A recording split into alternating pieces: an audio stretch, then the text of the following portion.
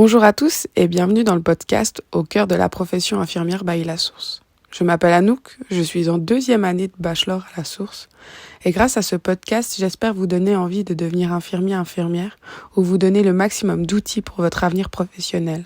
Répondre à toutes ces questions qu'on se pose à travers le partage d'expériences de nos pairs déjà en activité ou des différentes professions qui gravitent dans le domaine des soins. Bonne écoute! Aujourd'hui, je reçois Pauline. Après avoir fait de l'intérim pendant plusieurs mois après son diplôme, de la médecine, du CTR, elle a ensuite fait de la chirurgie sceptique pendant 5 ans et maintenant travaille au centre de stomathérapie, plaies et cicatrisation. Je vous laisse la découvrir. Bonjour Pauline, merci d'être là. Bonjour, merci de l'invitation.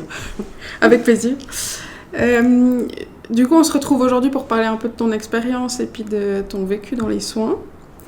Donc, je vais d'abord te poser la première question pour mettre le contexte. Dans quelle école as-tu fait tes études et de quelle année à quelle année ? Alors moi, j'ai fait mes études à La Source. J'ai commencé en 2010, ça s'appelait encore l'année propédeutique, pas APS, parce que c'était encore que les infirmières. Et j'ai pu faire ma maturité professionnelle en même temps. Parce qu'à l'époque, on pouvait passer de diplôme, le gymnase diplôme, et puis faire le travail de maturité en même temps que l'année préparatoire. Okay. Donc j'ai fait c'était un travail qu'on faisait pendant le premier stage. Et puis j'ai fini du coup en 2014. Puis comment tu as vécu tes études ? Est-ce que tu t'es sentie soutenue, accompagnée, bien préparée pour ensuite ta vie de professionnelle ? Alors j'avoue qu'au niveau études, moi j'ai toujours eu un peu de facilité, donc j'ai jamais bossé. Et puis j'ai fait une année, avant de commencer les soins infirmiers, j'ai fait une année de diététique. J'étais allée en Belgique parce qu'en Suisse c'est un peu difficile d'entrer. Et là je me suis pris un échec total parce que je savais pas bosser. Donc, okay. Et puis du coup j'ai réalisé qu'il fallait que je bosse et puis comment il fallait que je bosse. Et donc quand je suis arrivée en année préparatoire à La Source, là déjà je savais plus ou moins comment m'y prendre au niveau études pures. Au niveau préparation à la vie professionnelle, j'avoue que moi vraiment en fait j'apprends surtout en faisant et puis j'ai beaucoup pris sur mes lieux de stage en fait. Beaucoup pris des collègues que je suivais, j'ai beaucoup discuté avec mes copines de l'école. En fait, on se faisait pas mal je sais pas de réunions, mais en gros, on en discutait, puis on apprenait les unes des autres de comment était la réalité. On se rendait bien compte que ce qu'on apprenait théoriquement à l'école, il fallait l'apprendre, il fallait le connaître, mais que la pratique, c'était pas tout à fait la même chose. Mm-hmm. Donc, on n'était pas... catégorique sur ce sera tout parfait quand on ira sur le terrain.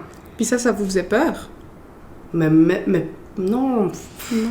Moi j'ai jamais vraiment eu peur parce que je me suis dit ma foi on fait avec le terrain et puis on apportera petit à petit un peu ce qu'on a appris et puis peut-être qu'on changera quelques petites choses et puis j'avais justement dans mes copines de l'école d'inf des filles qui avaient fait ASSC avant, donc qui avaient vraiment bossé. Moi j'avais travaillé aussi en tant qu'étudiante, je faisais des nuits dans un hôpital psychiatrique, j'avais déjà fait quelques petites missions en tant que aide.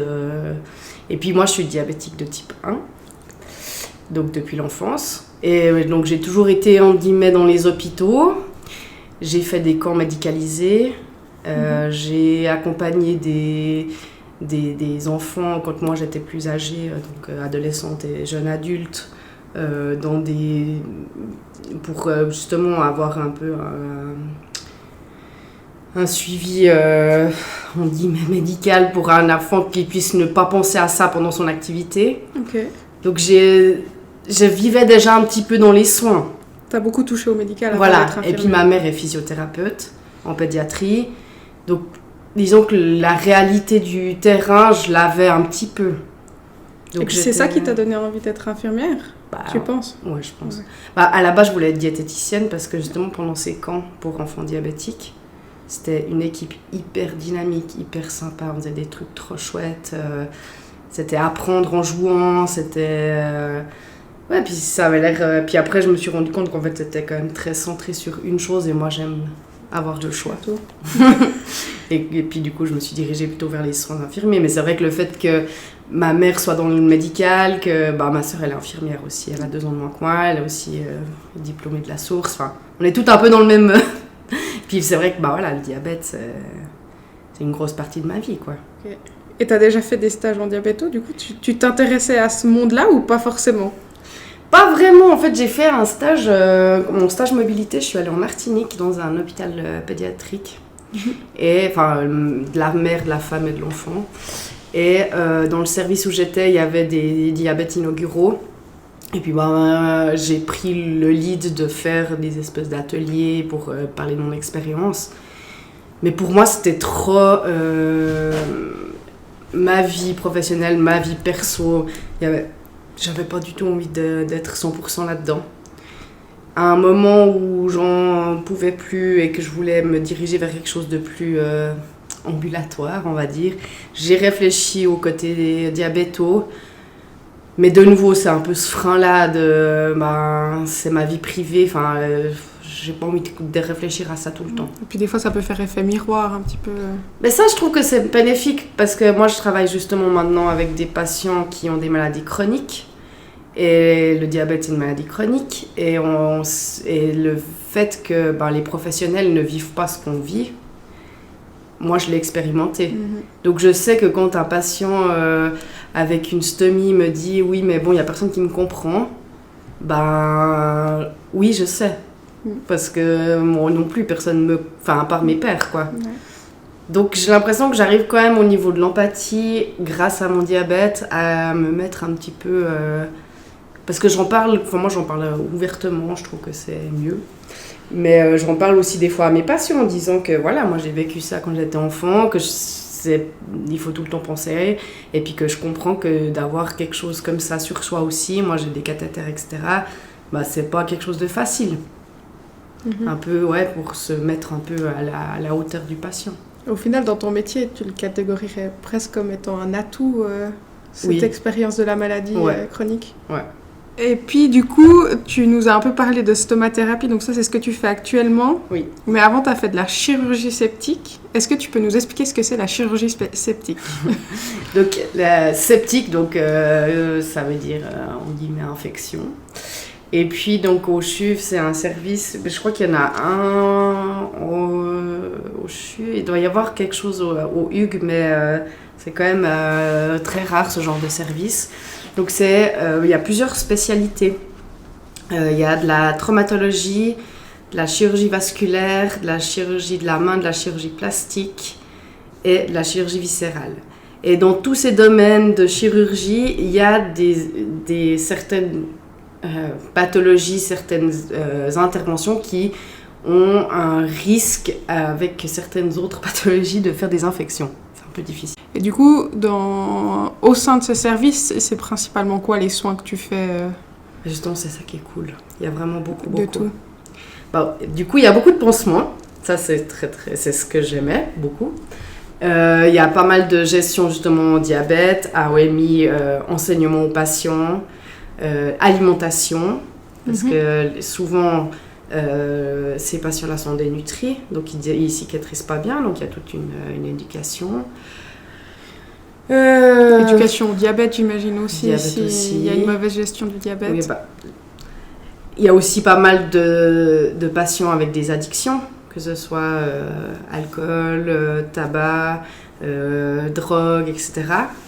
Après, c'est difficile parce que c'est une hospitalisation aiguë, donc oui, on fait une éducation, mais non, on va pas changer grand-chose. Mais du coup, souvent, après, il y a une prise en charge ambulatoire derrière pour ce genre de choses. Alors, il y a une consultation de chir septique.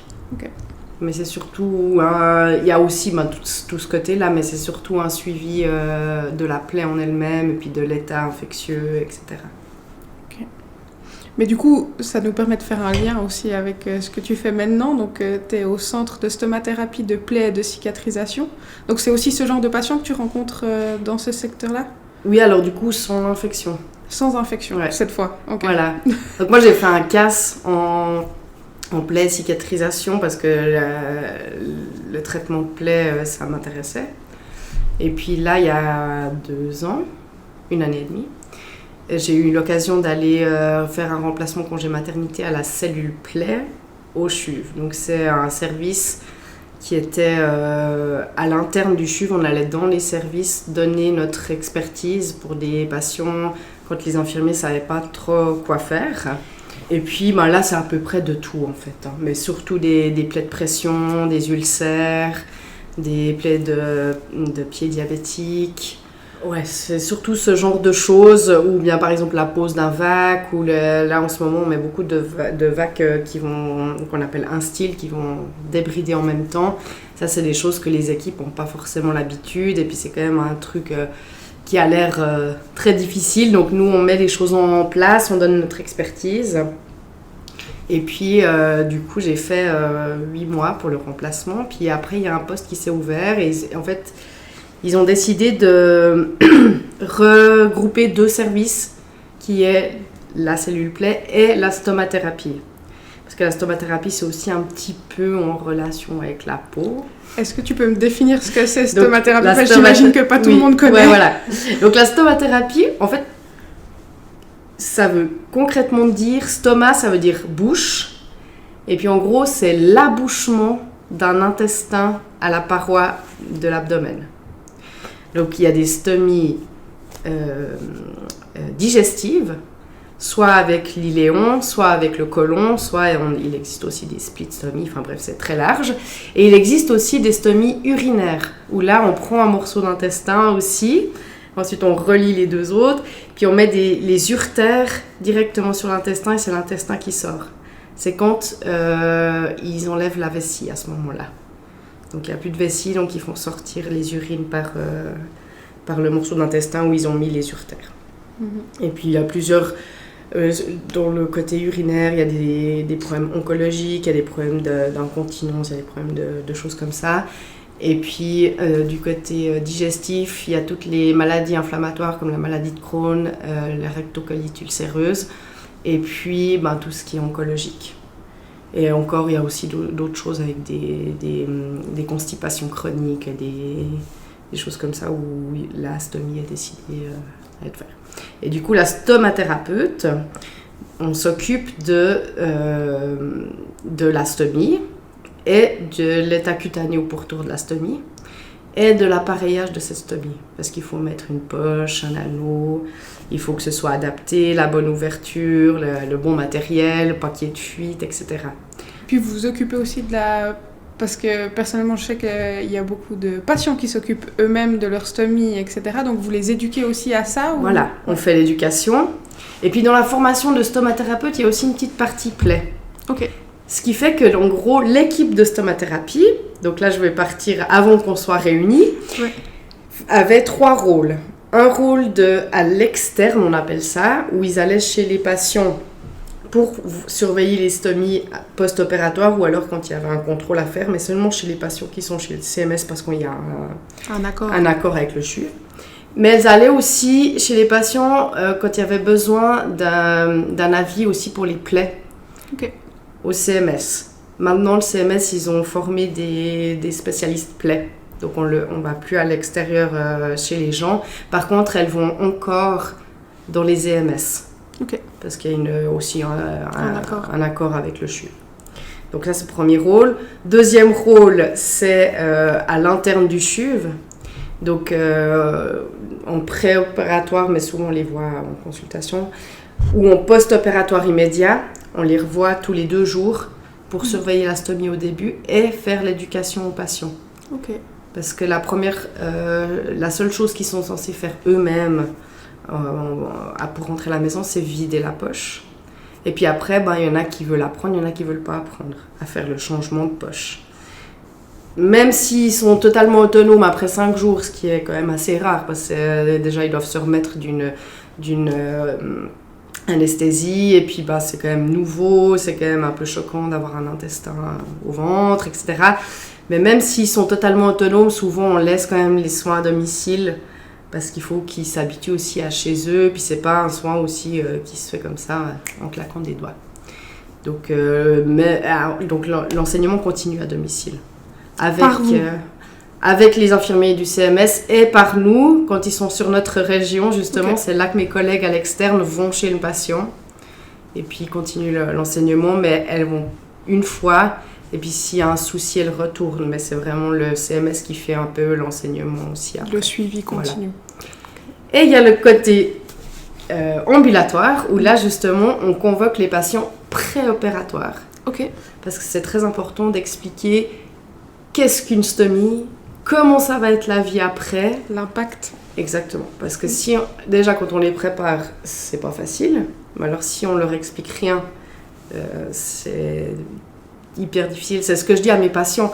Le soin en lui-même, il a l'air hyper difficile, mais en fait, en 3-4 fois, c'est fait. L'acceptation d'avoir... D'ailleurs, je dis acceptation, mais... le fait de vivre avec une stomie, c'est beaucoup plus difficile à faire. Enfin, ouais, je dis accepter quand même. Mais il y a des gens qui vivent avec la stomie sans l'accepter. Parce que ça change l'image de soi, le rapport aux autres. Voilà. Et puis, on peut s'imaginer, hein, si d'un coup ça pète, on est avec des gens et ça sent les selles, c'est leur peur aussi. Donc, nous, on continue un peu à les soutenir et puis on les revoit aussi en consultation à 3 mois, 6 mois, 1 année, s'il n'y a pas de problème. S'il y a des problèmes, parce qu'il existe des problèmes cutanés, etc., on les revoit plus souvent, puis eux, ils nous appellent, puis nous, on prend des nouvelles, etc. Et puis du coup, la partie plaie et cicatrisation. Donc maintenant, on a réuni les deux services. D'accord. Donc on est en train de faire une petite soupe avec tout ça. Donc pour la consultation, maintenant, on a des consultations plaies. Ok. Donc c'est les gens qui viennent à vous pour le soin des plaies. Exactement. Et ces gens-là, en fait, comme il y a quand même beaucoup de consultations au CHUV, la chirurgie plastique, la septique, la dermato, etc., nous, les patients qu'on va prendre, c'est des patients, en fait, qui n'ont pas besoin de suivi médical, parce que finalement, du côté médical, il y a déjà eu tout qui a été fait, puis c'est pas ça... tout est réglé, il n'y a pas de problème avec... de ce côté-là, ils ne peuvent rien faire d'autre. Ou alors, ils ont été à gauche, à droite, partout, puis ils se sont perdus un peu dans le système. Et puis, nous, on est là. En fait, on a une consultation d'1 heure où on peut bien prendre le temps de faire une anamnèse, de voir avec le patient ce qui ne va pas pour lui. Si, par exemple, il faut faire un traitement plutôt palliatif de la plaie, on ne va pas vouloir puis le faire accepter au patient. Enfin, on va prendre des plaies, en fait, qui sont problématiques, entre guillemets, chroniques depuis longtemps. Et puis des patients aussi, qui ont de la peine à faire partie de leurs soins. Par exemple, la compression, c'est quand même le faire adhérer au traitement, en fait. Donc ça se définit pas seulement par un soin de plaie, que ce soit pour la stomathérapie ou pour la plaie ou la cicatrisation. C'est vraiment, vous prenez dans sa globalité le patient et vous avez un vrai rôle éducatif auprès du patient. En fait, cette consultation-là, c'est vraiment de l'éducation au patient. Parce que le soin de plaie en lui-même ou le soin de stomie en lui-même, il dure 15 minutes. Et c'est vraiment... Parce qu'une plaie, en fait, le problème, c'est pas la plaie. Le problème, c'est le diabète. Le problème, c'est l'artériopathie. Le problème, c'est l'insuffisance veineuse qui est pas réglée. Le problème, c'est que le patient prend pas son thorème. Le problème, c'est... La plaie en elle-même, si tout est dans le monde parfait, elle n'existerait pas. Donc notre consultation, elle est là aussi pour dire quel est le problème qui crée cette plaie, quelle est la cause, et puis comment on peut régler cette cause. En parlant avec le patient, en parlant avec les autres professionnels, en parlant... on a aussi pas mal de... Je passe d'un coq à l'âne, mais il y a des nouvelles thérapies qui existent. Et puis nous, on arrive, avec les représentants, des fois, on essaye des choses. Et puis, ça marche pas. Mais on a la possibilité, justement, de pouvoir essayer ce genre de choses sur des patients où on a essayé tout ce qu'il y avait à essayer puis que ça marche pas. Vous avez la possibilité aussi d'intégrer le proche aidant Oui. ou Alors, l'entourage direct du patient dans ces entretiens-là? Oui. Nous, alors, moi, en tout cas, c'est ce que je dis à mes patients. Si vous avez une épouse et puis qu'elle est d'accord, venez avec. Parce que souvent, surtout les soins de stomie, c'est un peu compliqué. Ils le font à deux à la maison. Ouais. Donc c'est important. Et puis il y a aussi des couples où ah non, je veux rien avoir. Et puis ça bouscule la prise en charge aussi. Parce que par exemple, le mari va pas vouloir faire son soin quand sa femme est à la maison, ben il faut organiser ou l'entourage est hyper important. Okay. Et puis vous avez aussi vous dans votre consultation, est-ce que vous allez aussi dans les services du CHUV pour des consultations, je sais pas moi, en médecine s'il y a une difficulté par rapport à une plaie particulière ou je sais pas. Ça fait partie aussi de votre travail de travailler en interne. Justement, en fait, ça c'est la mission de la cellule plaie d'origine. Ah, d'accord, ok. Donc on va surtout en médecine, etc. Parce qu'en chirurgie, souvent, ils ont plus l'habitude. Donc c'est ce que je disais par rapport aux vagues, par rapport aux ulcères, aux escarres. Ils nous appellent quand ils ne savent pas trop. Et puis nous, on propose justement un protocole. On ne va pas forcément là-bas pour faire le pansement, mais on va pour mettre en place une thérapie. Et puis ce qui est nouveau, c'est que maintenant, ces patients, avant, quand ils sortaient de l'hôpital, dans la nature, et maintenant, quand ils sont sur la région de Lausanne, on leur dit, écoutez, revenez à notre consultation dans 2 semaines. Et puis là, il y a un suivi. Et vous voyez des vrais effets bénéfiques depuis que ça a été mis en place? Il y a un réel changement? Ah, c'est très très ouais. Alors, on a officiellement notre premier patient. Il est là depuis fin de l'été. Ok. Et puis, en fait, ça s'est lancé petit à petit. Et là, on a fait la pub justement sur LinkedIn et sur Tribu, donc le site du CHUV, la semaine passée. Ok. Donc, en fait, on était un peu en bouche à oreille jusqu'à la semaine passée. Donc, à l'interne du CHUV, c'est nous qui convoquions nos patients. Et puis, il y a certains médecins traitants qui ont entendu parler. Et puis, c'est un petit peu, voilà. Et puis là, on a, on dit, mais fait une pub. Et puis là, ça va commencer. Donc, on n'a pas encore tous les résultats. Mais c'est vrai que le premier patient qu'on a eu, qui avait fait tous les services, la plaie, maintenant, elle fait 50 cm de diamètre. 50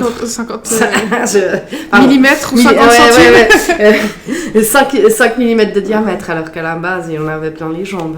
Ok. Donc plutôt positif quand même. En tout cas, sur les débuts. Voilà. On attend de voir, mais ça s'annonce bien. Voilà. En tout cas, c'est très intéressant. Et puis franchement, de monter un projet comme ça dans une carrière, c'est carrément cool. Ouais. Enfin, moi, je trouve ça super. Surtout que moi, je travaille avec des infirmières spécialistes en plaie qui sont déjà... ma collègue, elle est présidente de l'association suisse des plaies romandes. Et puis mon autre collègue, elle est la compression, voilà, c'est des grosses têtes. Mm-hmm. Moi, à mon niveau, j'ai l'impression d'être un petit bébé, mais je fais quand même partie de ça. Et puis c'est valorisant. Et puis on apporte... souvent, ces patients qu'on a en plaie, c'est des gens qui ont été un peu abandonnés, on dit, mais par le système. Et puis vivre avec des ulcères qui coulent jour et nuit, il faut changer ses draps matin, midi, soir... Et une qualité de vie, on sort plus de chez nous, machin. Là, en 2 semaines, on arrive à mettre un bandage. Le patient, il peut aller se promener. Et ça aussi, c'est hyper valorisant pour nous parce qu'ils voient le résultat de ce qu'on leur propose et puis ils sont hyper reconnaissants. Et du coup, c'est un cercle vertueux cette fois parce qu'ils sont de plus en plus adhérents à ce que vous leur proposez. Oui, parce qu'on va pas commencer par dire faut mettre des bandages, ça va vous serrer, ma foi, supporter la douleur. Ça, c'est pas une bonne idée. C'est ça tout le concept de l'entretien qu'on appelle la première évaluation. On va faire une anamnèse et puis on va expliquer et puis on va prendre le temps de voir que le patient est compris et puis on va d'abord commencer par exemple, quand je prends l'exemple de la compression, on a des bandes, ça s'appelle des bandes de zinc, où la compression elle est très très légère, le patient ne va pas la sentir, c'est vraiment quand il va marcher, et puis petit à petit, il va s'habituer, puis après, on va faire un peu plus, et puis il va voir le bénéfice. Et ça, là, ça se voit avec tous les patients. Hein. Même, on a des patients avec des patients anciens polytoxicomanes qui mettent tout en échec. Ils viennent au rendez-vous. Donc, j'ai l'impression que ça marche quand même bien. Plutôt très positif quand même. Plutôt. Ok, et du coup, pour faire tout ça, tu as fait une formation supplémentaire. Quelle formation tu as fait? Ouais, alors du coup, moi je savais que j'aimais les plaies. Quand j'étais en CTR à Estavayer, déjà là, c'est moi qui voulais faire tous les pansements. Ensuite, je suis arrivée au CHUV, on m'a proposé la septique et tout de suite, je me suis dit super, c'est pour moi. Ça.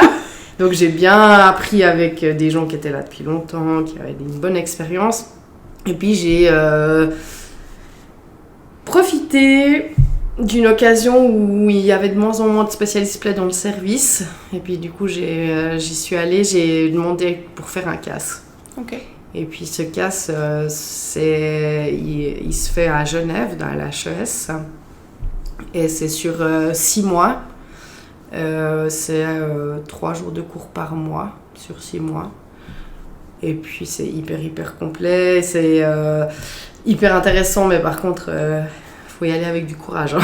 C'est du travail. Faut vraiment étudier à côté, il y a beaucoup de matières, mais vraiment super chouette, les profs sont super, on est toujours bien considérés, puis il y a toujours de l'aide qui vient, c'est super. Et du coup, j'ai fait ça en 2022.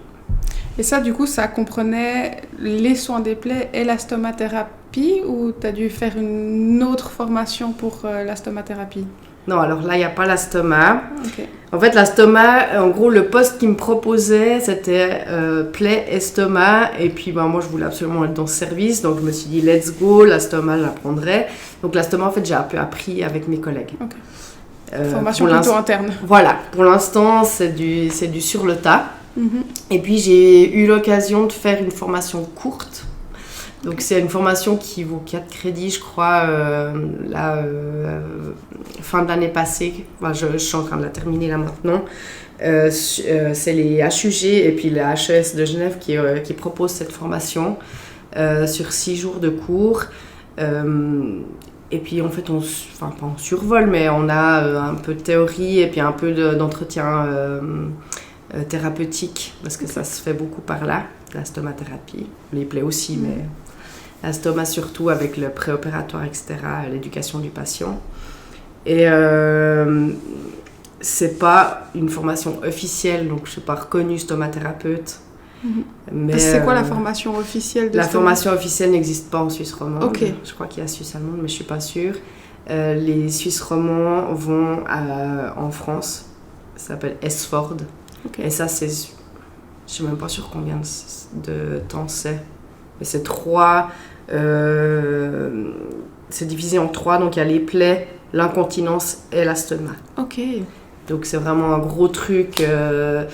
C'est comme un CAS, mais j'ai l'impression que c'est plus long que le CAS-plaie. Et est-ce que ça manquerait d'avoir un CAS en stomathérapie en Suisse romande? Est-ce que toi qui es dans le milieu, est-ce que les gens en parlent, etc. ou pas? Ceux qui sont stomas aimeraient bien. Ouais. Le problème, c'est que c'est quand même des postes qui sont rares. Ouais, donc c'est ça, il n'y a pas assez de demandes. Il n'y a pas assez d'étudiants. Il n'y a pas assez... Donc c'est quand même un budget d'organiser une formation. Et du coup, s'il n'y a pas assez... Puis en plus, d'après ce que j'ai compris, chez nous, d'abord on bosse dans le domaine et ensuite on se forme. On apprend. Alors qu'en France, ils vont aller se former et puis ensuite ils essayent de trouver un boulot dans leur... Donc, tandis que là, ça coûte aussi un peu moins cher, j'imagine. Mais là, c'est l'inverse. Donc, il y a peu de gens intéressés par la stoma parce que ça donne pas envie. Pourquoi ça donne pas envie? Parce que c'est des selles et des urines. Alors que c'est méga intéressant. C'est du contact humain, c'est... Enfin, voilà. Finalement, les selles et les urines, franchement, pas tellement en contact avec. Enfin, nous, c'est surtout les problèmes cutanés, Quand les selles vont justement sur la peau, ben là, il y a des irritations, comment faire pour régler ça. Les gens qui ont des problèmes de rectocolite ulcéreuse, ben des fois, ils ont aussi des petites ulcérations au niveau mucocutané. Et puis, c'est comment régler ces problèmes-là. Les selles et les urines, ça fait partie, mais en même temps, quand on est infirmière... Comme dans tout service de soins. Et puis moi, je préfère avoir une stomie où je mets mon truc dessus plutôt qu'un patient qui a des selles jusqu'à la nuque. Enfin, c'est moi. Moi, j'ai fait beaucoup parce qu'on avait des patients tétraplégiques quand j'étais en septique. On faisait des bouchages manuels tous les 2 jours. Bah, moi, je préfère changer une poche de stomie que faire un débouchement manuel. Hein. Donc c'est vrai que c'est pas bien connoté, et puis en plus c'est de la sphère intime, etc. Plus difficile de parler de ça, mais bon, c'est très intéressant comme travail. Okay. Et puis dans le cas des plaies, je reviens juste à ça, vous avez, j'imagine, un apport théorique sur vraiment le traitement des plaies. À proprement dit, est-ce que vous avez du coup, tu disais qu'en stomathérapie, vous aviez aussi toute une approche au niveau thérapeutique. Est-ce que vous avez ça aussi dans le cas de plaie ? Non, pas trop. Peu. Parce que dans le cas plaie, en fait, le problème, c'est que la plaie, c'est pas ça le problème. Ouais. Le problème, c'est la comorbidité. Donc vous parlez beaucoup des comorbidités dans le cas plaie. C'est ça. En gros, on va parler par exemple du pied diabétique, mais il faut parler du diabète. On va parler de l'ulcère, mais il faut parler du système veineux, du système artériel. On va parler de la brûlure. Qu'est-ce qu'une brûlure ? Donc, il y a beaucoup de physiopathologie derrière le traitement des plaies. C'est ça. C'est pas simplement on apprend un protocole puis ça s'arrête là. Puis il y a aussi beaucoup de la littérature aussi, comment aller rechercher les preuves de ce qu'on va mettre en place, etc. Parce que le soin de plaie, pour une plaie, il va y avoir 36 pansements possibles. Puis ça évolue vite. Voilà. Et puis il faut... Donc il n'y a jamais une réponse à cette question. Donc c'est ça aussi, il faut avoir tout le background du patient pour un peu puis essayer des choses, parce qu'on ne va pas forcément avoir la bonne... Donc c'est vrai qu'il y a beaucoup de choses derrière à maîtriser pour pouvoir partir là-dessus. Mais c'est vrai que l'entretien thérapeutique avec le patient, il est aussi très important pour les plaies. Et ça, du coup, tu as l'impression de l'avoir plus acquéri avant de te former au CAS ? Est-ce que le CAS t'a apporté quelque chose, ou c'est vraiment la pratique où tu as l'impression que ça a été un ajout très positif ? Est-ce que c'est par ton bachelor de base ? Enfin, pour toi, qu'est-ce qui a été le mieux pour apprendre cet entretien thérapeutique ? Moi, j'ai toujours eu beaucoup de peine à l'entretien. Moi, je me souviens que l'école d'inf, c'était mon cauchemar. Je me souviens d'un examen, c'était la catastrophe. Je savais pas reformuler, mais quoi reformuler. Enfin, et puis en fait... Ça te parlait pas théoriquement, ça te parlait pas. J'en sais rien, qu'est-ce que j'en sais j'avais l'impression qu'il fallait que je le sache pour le dire aux patients, il faut faire ça. Et puis là, en fait, maintenant que j'ai acquis ces connaissances théoriques, que pour moi, c'est plus tellement d'effort de les mobiliser, eh ben, je m'intéresse plus à ce que le patient va ressentir. Parce que le fait de donner l'information, oui, je vais toujours le faire, mais ça prend moins de place. Parce que je trouve pas que c'est hyper nécessaire de dire certaines choses. Avant, j'avais besoin un peu de dire, moi je le sais, donc je vais le dire au patient.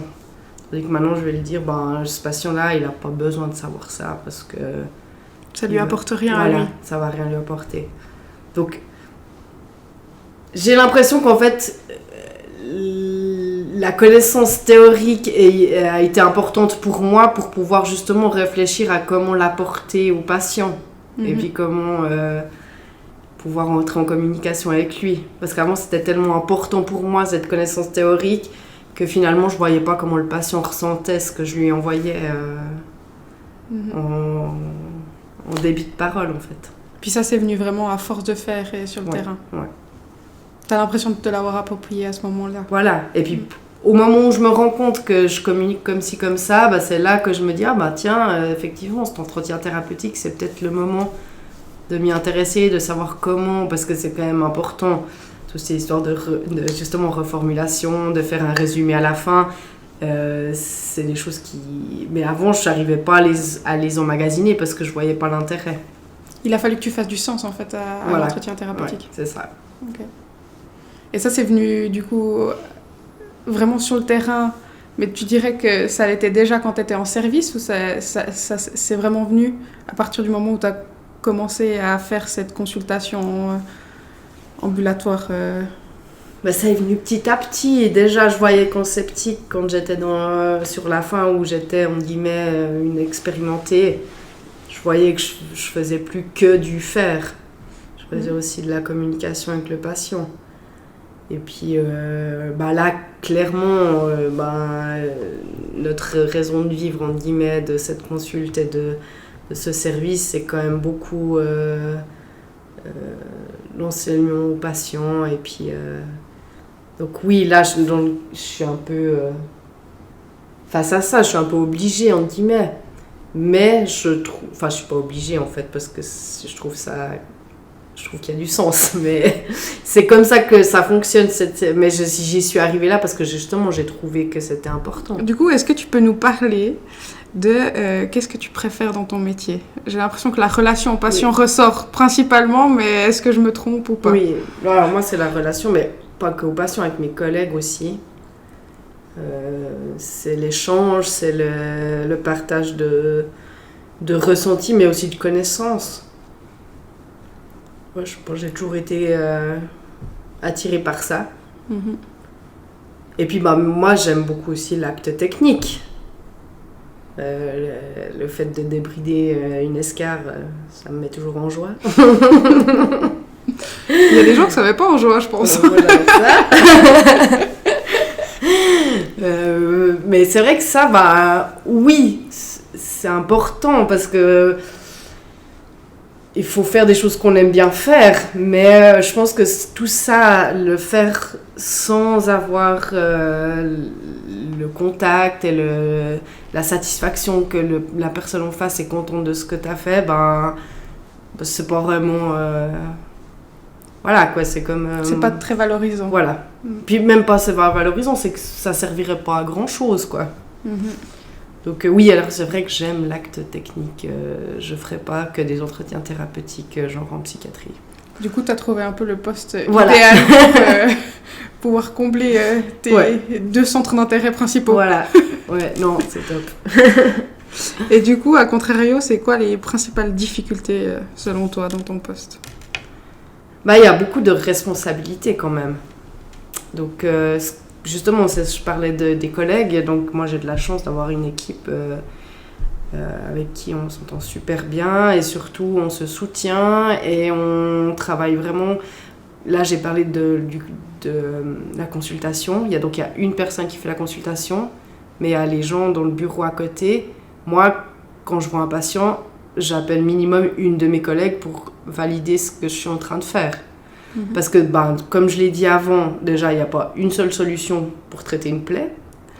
Et puis en plus, moi, je vais peut-être proposer un bandage. Et puis ma collègue va dire, oui, un bandage, c'est sûr, mais par contre, il faut mettre ça plutôt que ça, parce que ça... Enfin, je sais pas comment expliquer.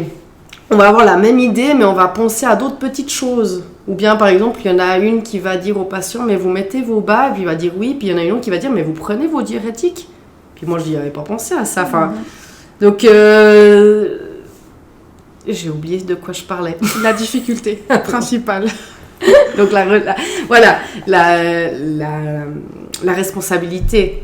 Des fois, on se dit, on a laissé partir un patient, puis on a oublié de poser une question, on a oublié de mettre quelque chose en place, ou alors on a mis quelque chose, puis on s'est dit, mais mince, ça se trouve, ça sera tout macéré le lendemain, et puis il faut que... Voilà. C'est surtout ça, c'est les prises de décision qui sont jamais claires et nettes, c'est pas écrit dans le marbre, et puis il faut se mouiller un petit peu, on dit, mais... Et puis du côté stomathérapie, il y a aussi les médecins qui sont là, puis moi je trouve que c'est un petit peu stressant, Parce que moi, en plus, je débarque, oui, je connais un peu la théorie, mais je sais pas comment c'est à l'intérieur voilà. Donc, des fois, je sais pas, et puis ils me posent des questions, puis je suis là, je sais pas. Donc, ouais, ça, c'est aussi un petit peu... c'est de nouveau mon insécurité au niveau théorique, comme on parlait avant.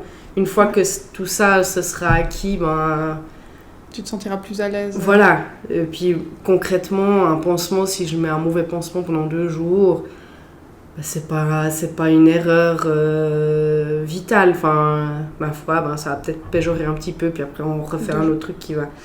C'est normal de faire des... Mais c'est vrai que... Au début que j'y étais, j'avais vraiment...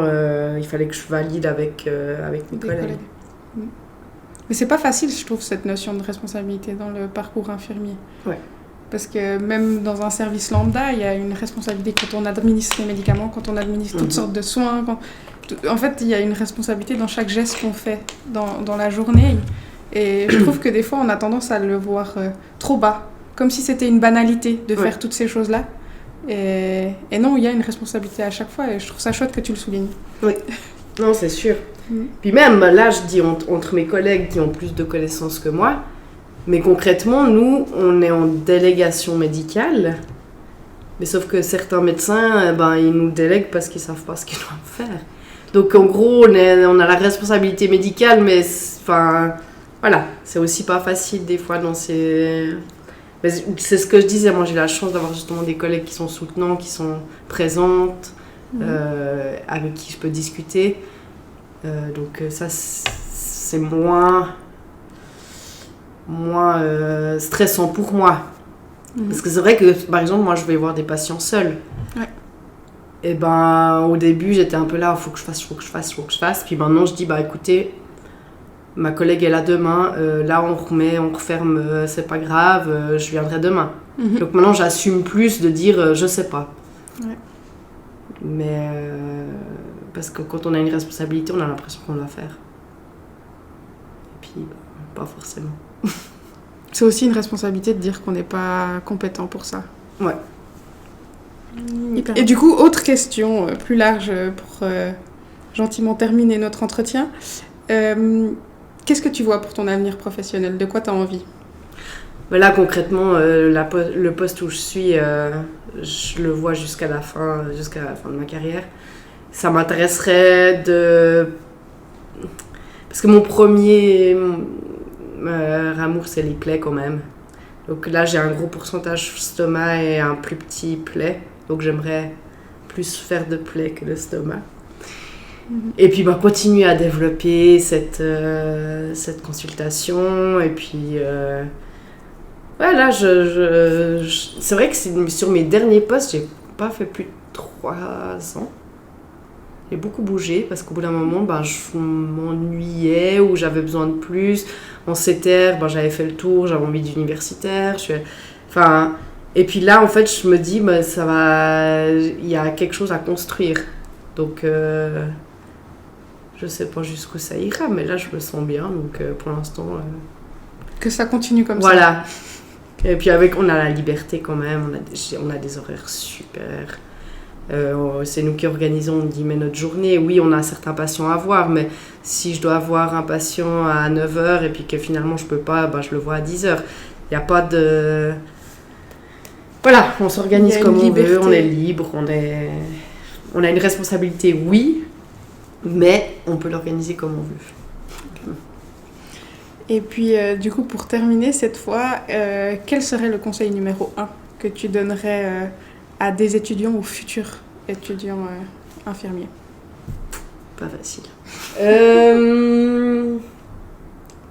Mais de continuer à avoir de l'intérêt pour ce que vous faites. Parce que si on arrive au boulot en disant qu'on est là pour avoir un salaire, ça va pas. Et puis, rester en communication avec les collègues, avec les patients, parce que c'est là que vous trouverez l'intérêt de ce que vous faites. En fait, de mettre la relation au centre. Oui, parce que moi je trouve que la relation... Parce que même si un jour on en a marre, qu'on n'a pas envie d'être là, et ben, le fait de s'ouvrir à la relation, on va forcément trouver un intérêt à cette journée. Même si ça n'a rien à voir avec le travail. Juste croiser quelqu'un qui vient du même endroit que vous et puis qui connaît une personne que vous connaissez aussi. Et puis hop, ça met un petit peu de joie. Voilà. Je comprends. Bah, super. En tout cas, merci beaucoup d'être venu, d'avoir partagé avec moi et avec ceux qui nous écoutent. Merci, j'espère que je n'ai pas trop radoté. C'était parfait. Et puis tout de bon pour la suite et pour ce projet. Merci. À toi aussi pour ce podcast. Merci. Merci à tous pour votre écoute. N'hésitez pas à laisser des commentaires sur l'épisode et à nous partager vos envies pour des épisodes à venir. À bientôt.